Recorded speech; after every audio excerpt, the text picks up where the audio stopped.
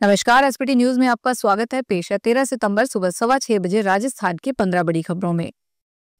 Rajasthan police constable भर्ती परीक्षा 13 और 14 सितंबर को प्रदेश के 21 जिलों में आयोजित की जाएगी। राजस्थान पुलिस ने एग्जाम को लेकर मल्टी सिक्योरिटी लेयर बनाई है। पुलिस मुख्यालय से सभी 21 जिलों के सेंटर्स की निगरानी रखी जाएगी। पुलिस मुख्यालय में बनाए गए कंट्रोल रूम से पूरी तरह नजर रखी जाएगी। पिछले 3 दिनों से आईटी टीम की ओर से पुलिस कंट्रोल रूम से निगाह रखी जा रही है। मल्टीलेयर सिक्योरिटी के चलते पेपर में किसी भी प्रकार की धांधली नहीं हो सकती। हाईकोर्ट ने जयपुर के कचौड़ी वाले की याचिका पर केंद्रीय गृह मंत्रालय और आरबीआई से जवाब मांगा है। कोर्ट ने पूछा कि क्या जांच एजेंसी के निर्देश मात्र से बैंक किसी व्यक्ति का अकाउंट सीज कर सकता है। इस संबंध में केंद्रीय गृह मंत्रालय और आरबीआई की कोई गाइडलाइन है क्या। जस्टिस अनूप गंड की अदालत ने साइबर फ्रॉड से जुड़ी राशि कचौड़ी व्यापारी के खाते जमा होने के मामले में राहत देते हुए बैंक को व्यापारी के खाते पर लगे फ्रीज को हटाने के निर्देश दिए। कोर्ट ने व्यापारी पदमचंद कुमार जैन की याचिका पर सुनवाई करते हुए ये आदेश दिए। राजस्थान सरकार को केंद्र से शहरी विकास और शिक्षा के क्षेत्र में बड़ी सौगात मिली है। केंद्र सरकार ने राज्य को आधारभूत ढांचे के सुदृढ़ीकरण और शिक्षा की गुणवत्ता को और बेहतर बनाने के लिए कुल 1121 करोड़ रुपए जारी किए हैं। इसमें केंद्रीय वित्त आयोग अनुदान के तहत 541 करोड़ रुपए तथा समग्र शिक्षा अभियान के लिए केंद्रीय शिक्षा मंत्रालय द्वारा 580 करोड़ रुपए शामिल हैं। मुख्यमंत्री भजनलाल शर्मा ने कहा कि केंद्र की इस वित्तीय सहायता से प्रदेश के शहरी क्षेत्रों में आधारभूत ढांचे को मजबूत किया जाएगा। स्पाइस जेट विमान की शुक्रवार को मुंबई एयरपोर्ट पर इमरजेंसी लैंडिंग करवाई गई। दरअसल कांडला से मुंबई जा रही स्पाइस जेट के प्लेन को लेकर उस वक्त अफरा तफरी मच गई जब टेक ऑफ के बाद रनवे पर प्लेन का पहिया मिला, जिसके बाद सभी हरकत में आ गए और मुंबई एयरपोर्ट पर प्लेन की आपातकालीन लैंडिंग हुई। मुंबई पुलिस ने घटना की जानकारी देते हुए कहा कि प्लेन में सवार सभी 75 पैसेंजर सुरक्षित हैं। राजस्थान में जैसलमेर के सेंट्रल कोऑपरेटिव बैंक में कई दिनों से खातों में पैसा नहीं निकलने पर आक्रोशित खाता धारकों ने शुक्रवार को बैंक में ताले लगाकर विरोध प्रकट किया। प्राप्त जानकारी के अनुसार जैसलमेर सेंट्रल कोऑपरेटिव बैंक में कुछ समय से खाता धारकों को न तो अपनी सावधि जमा पर और बचत खातों की जमा राशि का भुगतान मिल पा रहा है, न ही मनरेगा, प्रधानमंत्री आवास योजना सहित अन्य सरकारी योजनाओं से मिलने वाली राशि का भुगतान मिल रहा है।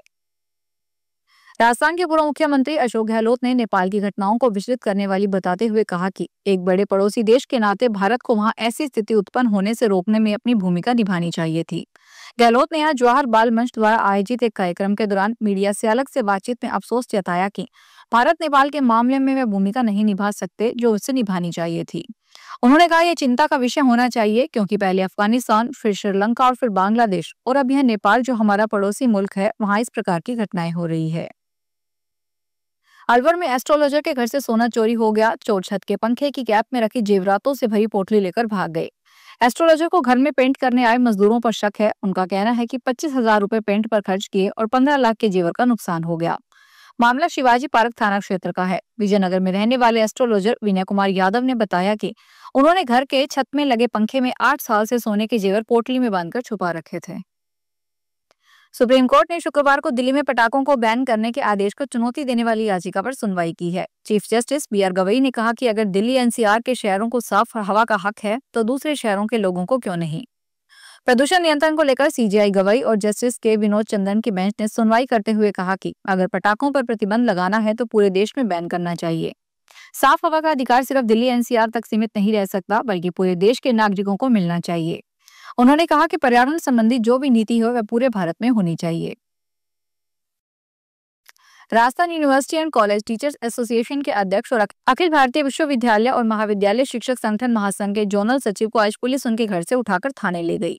कोटा में रहने वाले शिक्षक नेता डॉक्टर रघुराज परिहार का कहना है कि पुलिस ने उनकी जान का खतरा बताया, जबकि असल बात यह है कि उन्हें वाराणसी में 13 सितंबर को होने वाले शिक्षकों के धरना प्रदर्शन में जाने से रोकना था।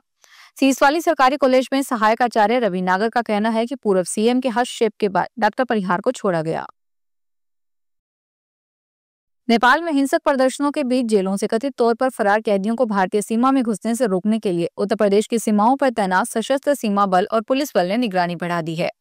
अधिकारियों ने शुक्रवार को यह जानकारी दी कि नेपाल की सीमा उत्तर प्रदेश के महाराजगंज, सिद्धार्थनगर, बलरामपुर, श्रावस्ती, बहराइच, लखीमपुर खीरी और पीलीभीत जैसी जिलों से लगती है।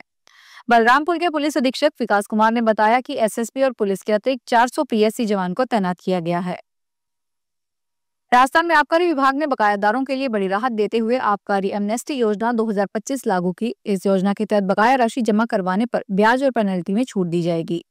योजना का लाभ 30 सितंबर 2025 तक उठाया जा सकेगा। आबकारी आयुक्त शिव प्रसाद नगाते ने बताया कि यह योजना 31 मार्च 2022 या उससे पूर्व के सभी राजस्व बकाया प्रकरणों पर लागू होगी। यदि मांग आदेश 1 अप्रैल 2022 अथवा बाद में जारी हुआ है, लेकिन बकाया 31 मार्च 2022 तक का है, तो यह योजना में सम्मिलित होगा। जयपुर पुलिस ने मालकिन के घर लाखों रुपए के गहने चोरी के मामले में घरेलू नौकरानी व उसके साथी को गिरफ्तार किया है। सोडाला पुलिस को नौकरानी के घर की तलाशी में 25 लाख रुपए की कीमत के गहने मिले। आरोपियों ने पूछताछ में कबूल किया है कि चोरी किए हुए गहनों को फाइनेंस कंपनी में गिरवी रखकर कैश लिया। पुलिस फिलहाल पूछताछ कर रही है। डीसीपी राजर्षि राज ने बताया कि चोरी में आरोपी मीना सूत्रधार और चंद्र प्रकाश शर्मा को अरेस्ट किया गया है। शिक्षा एवं पंचायती राज मंत्री मदन दिलावर ने कोटा शहर के स्कूलों का औचक निरीक्षण किया। निजी कार्यक्रम में शामिल होने कोटा पहुंचे मंत्री दिलावर दोपहर में अचानक शासकीय स्कूलों का जायजा लेने निकल पड़े। उन्होंने स्कूलों की सफाई व्यवस्था, शिक्षण गतिविधियों और खेल सामग्री की स्थिति का बारीकी से निरीक्षण किया। मंत्री सबसे पहले राजकीय उच्च माध्यमिक स्कूल आवासन मंडल स्कूल केशवपुरा पहुंचे। यहाँ उन्होंने कक्षाओं और स्कूल परिसर का निरीक्षण करते हुए नियमित स्वच्छता बनाए रखने के निर्देश दिए। करिश्मा कपूर के बच्चों ने पिता संजय कपूर की तीसरी पत्नी प्रिया सचदेव पर जालसाजी का आरोप लगाते हुए अपने हक की बात की। अब प्रॉपर्टी केस में सुनवाई के दौरान करिश्मा कपूर और प्रिया सचदेव के वकील एक दूसरे से भिड़ते नजर आए। इससे कोर्ट का माहौल काफी गर्म हो गया। दिल्ली हाई कोर्ट में शुक्रवार 12 सितंबर को करिश्मा कपूर और प्रिया सचदेव कपूर के वकीलों के बीच तीखी बहस हुई। राजस्थान की कला और संस्कृति का धरोहर कहा जाने वाला जौहर कला केंद्र इस समय सुर्खियों में है। वजह है एक बड़ा प्रमोशन घोटाला, जहां नियम कायदों को ताक पर रखकर कर्मचारियों को पदोन्नति दी गई है। जेके के प्रशासन पर आरोप है कि बिना नियमावली और वित्त विभाग की अनुमति के ही 5 कर्मचारियों को पदोन्नति दे दी गई। तो ये थी राजस्थान की 15 बड़ी खबरें। अगर आपको हमारा बुलेटिन पसंद आया हो तो वीडियो को लाइक करें, अपने दोस्तों से शेयर करें और चैनल को सब्सक्राइब करना ना भूलें। फिर मिलेंगे नई खबरों के साथ। धन्यवाद।